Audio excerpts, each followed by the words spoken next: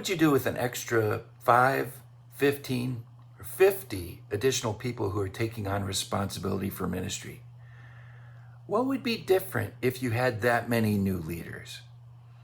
Hi, I'm Scott Gress, ordained pastor and professional certified coach with the International Coaching Federation. What would be different? Well, the congregational culture would be different. You'd probably have a culture of appreciating the priesthood of all believers. You'd probably have a culture of wanting to encourage people in their growth, not just in Bible class, but also in exercising their gifts for ministry 7 days a week. You probably have a culture of wanting to expand rather than wanting to sort of circle the wagons and protect from decline. You'd probably have a culture of wanting to serve rather than that other culture, which sometimes can happen, of wanting to be served, like consumers. You probably have a culture of being excited about what God is doing.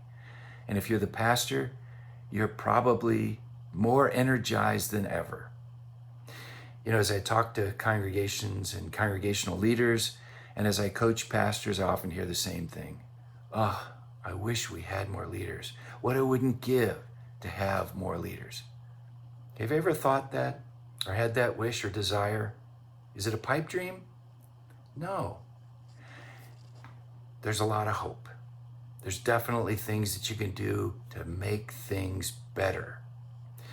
So reach out to me at scottgress@me.com or scottgress.com. We've got resources. We've got workshops for staffs, for congregational leaders, for entire congregations. And we look forward to designing something that would be most appropriate and customized for you in your situation. So God bless you as you turn up the volume in leadership development.